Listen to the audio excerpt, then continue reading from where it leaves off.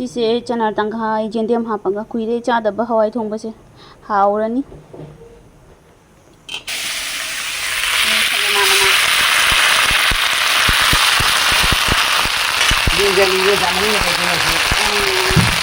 ꯁꯖꯅꯥ ꯃꯅꯥꯁꯦ ꯑꯩꯈꯣꯏꯒꯤ ꯀꯩꯅꯣ ꯇꯧꯕꯗ ꯈꯅꯥꯎ ꯐꯛꯄꯩꯗꯣ ꯀꯥꯟꯗꯤ ꯀꯥꯟꯅ ꯃꯥꯅꯦ ꯁꯤꯅ ꯍꯥꯟꯅ ꯃꯨꯔꯛ ꯆꯥꯕꯗꯣ ꯈꯔꯗꯤ ꯐꯩ ꯑꯗꯣ ꯑꯩ ꯍꯤꯗꯥꯛꯄꯨꯗꯤ ꯆꯥꯕ ꯌꯥꯗꯕꯅꯤꯅ ꯆꯥꯕ ꯊꯛꯄꯁꯦ ꯍꯦꯟꯖꯟꯗꯦꯗ ꯊꯣꯏꯅ ꯍꯩ ꯔꯥ ꯑꯃꯗꯣ ꯁꯤꯃ ꯉꯧꯔꯤ ꯑꯗꯒꯤ ꯁꯤꯃ ꯁꯨꯒꯤꯅꯤ ꯁꯤ ꯑꯂꯨ ꯑꯉꯥꯟꯕꯗꯣ ꯉꯧꯔꯤꯕ ꯐꯖꯅ ꯇꯧꯅ ꯑꯗꯩ ꯀꯣꯕꯤ ꯑꯃ ꯉꯧꯅꯤ ꯀꯣꯕꯤꯁꯦ ꯆꯅꯥꯒ ꯀꯥꯝꯊꯣꯛꯑꯦ ꯆꯅꯥꯒ ꯇꯧꯅ ꯀꯣꯕꯤ ꯑꯃ ꯉꯧꯒꯅꯤ ꯑꯗꯒꯤ ꯊꯥꯡꯖꯤꯡꯁꯦ ꯀꯨꯏꯅ ꯎꯈꯤꯗ꯭ꯔꯕꯅꯤ ꯊꯥꯡꯖꯤꯡꯁꯦ ꯑꯃꯨꯛꯀ ꯂꯥꯛꯑꯦ ꯑꯗꯣ ꯑꯃꯨꯛꯀ ꯑꯅꯧꯕ ꯄꯥꯜꯂꯛꯄꯩ ꯃꯥꯟꯗꯧ ꯇꯤꯡꯈꯪ ꯌꯥꯎꯏꯅꯦ ꯊꯥꯡꯖꯤꯡꯁꯦ ꯇꯤꯡꯈꯪ ꯌꯥꯎꯏꯅꯦ ꯑꯣ ꯑꯣ ꯇꯤꯡꯈꯪ ꯌꯥꯎꯔꯝꯃꯤ ꯑꯅꯤ ꯑꯍꯨꯝ ꯈꯛꯇꯤ ꯂꯧꯊꯣꯛꯑꯦ ꯊꯥꯡꯖꯤꯡꯁꯦ ꯃꯌꯥꯝ ꯌꯥꯎꯏꯅꯦ ꯏꯃꯥ ꯃꯌꯥꯝ ꯌꯥꯎꯏꯅꯦ ꯃꯣꯏ ꯑꯗꯩ ꯄꯤꯔꯛꯄ ꯑꯣꯟꯂꯥꯏꯟ ꯀꯩꯅꯣ ꯑꯩ ꯐꯥꯒꯤ ꯇꯧꯋꯤꯔ ꯈꯜꯂꯤ ꯑꯣꯟꯂꯥꯏꯟꯗꯩꯔꯣ ꯁꯦ ꯑꯁꯦꯡꯃꯛꯀꯤ ꯈꯪꯗꯦ ꯑꯣꯟꯂꯥꯏꯟꯅꯦ ꯍꯥꯏꯁꯟꯅꯗꯅ ꯒꯧꯔꯤꯅꯅꯦ ꯃꯥꯏ ꯀꯦꯛ ꯑꯝꯗ ꯊꯨꯒꯥꯏꯔ ꯄꯤꯔꯛꯏꯕ ꯇꯥꯃꯤꯅ ꯑꯣꯟꯂꯥꯏꯟꯅꯦ ꯑꯗꯨ ꯑꯣꯟꯂꯥꯏꯟꯒꯤꯅꯦ ꯊꯥꯡꯖꯤꯡꯁꯦ ꯐꯥꯒꯤ ꯇꯧꯔꯤ ꯑꯣꯏꯔꯝꯒꯅꯤꯗ ꯇꯤꯡꯈꯪ ꯉꯥꯛꯇ ꯉꯥꯏꯔꯦ ꯑꯗꯨ ꯇꯤꯡꯈꯪꯁꯦ ꯂꯧꯊꯣꯛꯀꯦ घी मोरक उ मोरक तौरगाने मेटोनी मन मिस्तीबना लोरे मोरकसे नाखुने मोरकसे नंग चांग मंगदरने दum हप्चलो मांदो अमे पिनीना खदितनी तंगदोब खलो खलो जम जावरा मेने मांदो अइसे मोबाइल की फ्लैश लाइट थालगा मनता है दु दउई जोंदु इसे होरेन मयादगी तिंखंग मन्नबा जा माली माथक थाउजे त हिजन ओरा मोय ममा सो दु खंगा मोय दुननी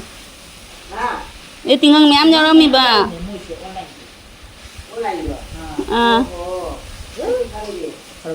दुनी नि खंगदन तौइन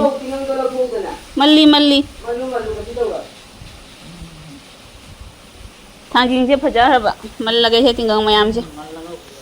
थांजिंग से ले दो कोई बांदा जोलम याय काम फजररा नो थांजिंग से अनो वो मु चोंग ना मको जोंग खले याम लोय पुथोरा रोय के मका तंग पुथोरा फजरमा कहीं हजिकी मेरे पे हम खक लेकिन तौ करे दो मरी खक लेरी सिदा कारोन से आई तो कॉफी चाबा यादबगी कारोन से आई का मागगी ngौरे दुगा थांगी में पसे मसी लोय हापना खरे बा थांगी में पसे सिगा ले दो थांगी में पा का सजना ngौबो सिगा ले दो सजना से थुम तमा हापा का ngौरी नि मना से मुन्ना तौना कॉफी चना ngौबो से लोरे से चिंचे मादी आंदो मैम अखोय चाक चाबदी उतरे चाक चाबा लोयरे चाक चाबा लोयरकना हजिकता अखोय चाक तोले दो पापा अखोय पुन्ना सासु साबनी ने वारी से तुम सुना सुना ना चाक तोलकपगी नि सिसे दो पापा से ना तंग फमु गायखो वारी अमा ताहन गे ना थमललिने बको आई कमेंट तो सिगा लेरे मांधवगी फोन दगी पारगा दुम ताहलगे को सिगा पापा नुपी मचा से सोनिया कौई सोनिया सिंहा सोनिया ना हाइबा खोय नेचौबीगी ना हांगी मोगी पिजा पिथा लोइबदो अदुगा नेचौबीना माई पुखम दो मी अनिगी ने मा मतोम तगी ओइ माने खलु याइद्रने अदुगी दो जाम नोकनिंगे नोइबको अदगी पापागी टुपी उपत्रने फोटो कापम दाइदा अदुगा हा हा मयाम फंबदा अदुगा इतै हन्ना टुपी दो ngahak thamu aina haidrene aduga man nokpada sidore aduga gi hairaiba ado iche hoida nongma soidana koirakani iche hoigi ahal mando nongmadi makong paina khoiramgani sangsarda moigumba mane maku lairadi karigi ningol oibina kapna khangduna laigani haiba gumbani bako ado aigi comment si papa da tahalu iche next video da ngaijeram ge iche nusibi kaina hairaiba ai jalupara ne hai aina hangweba matang sabada para tahan ge na papa oida ado ai ko ngawna numini ni kha video lepe ko ngawna leure aina adom algi aina duga kada ina hangbada silchar jalupara dagi ni ai ba papan don han capital da uram nyai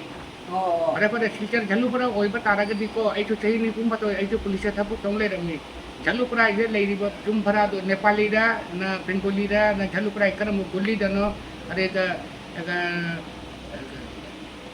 करिए school में Gundo college oriental oriental रा हां college ꯁ꯭ꯀꯨꯜꯒꯤ ꯃꯈꯥꯗꯔ ꯅꯪ ꯂꯩꯔꯤꯕ ꯚꯔꯥꯗꯣ ꯅꯠꯇ꯭ꯔꯒ oriental school ꯃꯅꯥꯛꯇ ꯅꯠꯇ꯭ꯔꯒ ꯄꯨꯂꯤꯁ ꯂꯥꯏꯟꯒꯤ ꯐꯦꯃꯤꯂꯤ ꯂꯥꯏꯟꯒꯤ ꯅꯦꯄꯥꯂꯤ ꯒꯣꯂꯤꯗꯔ ꯑꯗꯣ ꯑꯗꯨꯁꯨ ꯐꯔꯦ ꯌꯥꯝ ꯅꯨꯡꯉꯥꯏꯔꯦ ꯋꯥꯍꯩꯗꯣ ꯇꯥꯕꯗ ꯑꯗꯣ ꯑꯩꯗꯤ ꯅꯨꯡꯇꯤꯒꯤ ꯊꯥꯡꯖ ꯑꯗꯒꯤ ꯀꯩꯅꯣ ꯁꯪꯒꯣꯏꯖꯦꯟ ꯂꯩꯕꯥꯛꯄꯣꯛꯄ ꯕꯖꯥꯔ ꯑꯣꯔꯤꯌꯦꯟꯇꯦꯜ ꯁ꯭ꯀꯨꯜꯗ ꯂꯥꯛꯏ ꯑꯗꯨꯕꯨ ꯑꯩ ꯍꯥꯏꯖꯤꯜꯂꯛꯀꯦ ꯁꯨꯝ ꯑꯩ ꯍꯩꯖꯜꯂꯛꯀꯦ ꯄꯄꯥ ꯍꯣꯏ ꯂꯥꯛꯀꯦ ꯑꯩ ꯄꯄꯥ ꯂꯥꯛꯀꯦ ꯁꯨꯅꯤꯌꯥ ꯑꯗꯣ ꯑꯍꯥꯎ ꯑꯊꯨꯝ ꯌꯥꯝ ꯆꯥꯎꯅ ꯇꯧꯔꯝꯃꯨ ꯋꯥꯅ ꯊꯣꯡꯕ ꯁꯔꯨꯛꯄꯨꯗꯤ ꯑꯩ ꯑꯗꯨꯝ ꯂꯥꯛꯆꯔꯒꯦ ꯑꯍꯥꯎ ꯑꯊꯨꯝꯁꯦ ꯔꯦꯗꯤ ꯇꯧꯅ ꯑꯗꯨꯝ ꯊꯝꯃꯣ ꯍꯥꯏ ꯀꯩ ꯅꯨꯃꯤꯠꯅꯣ ꯍꯥꯏ ꯉꯝꯗꯦ ꯃꯐꯝꯗꯣ ꯍꯥꯏꯔꯛꯑꯣ ꯄꯄꯥꯁꯦ ꯑꯗꯨꯝ ꯍꯥꯏꯖꯜꯂꯛꯑꯒꯦ ꯑꯩ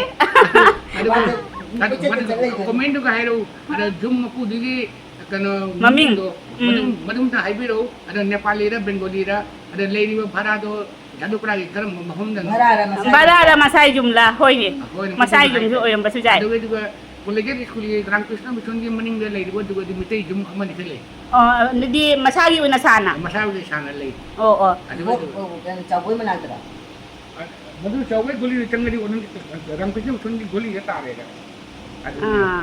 पपादी खंगदब लेट्रे सिगा सिलचर अदुम थबक तौना अदुम सिगा अदुम चटपजु हजिसु चटली नुतीगी दुम थोई अब पपाय बाजार नुमित कई क्लास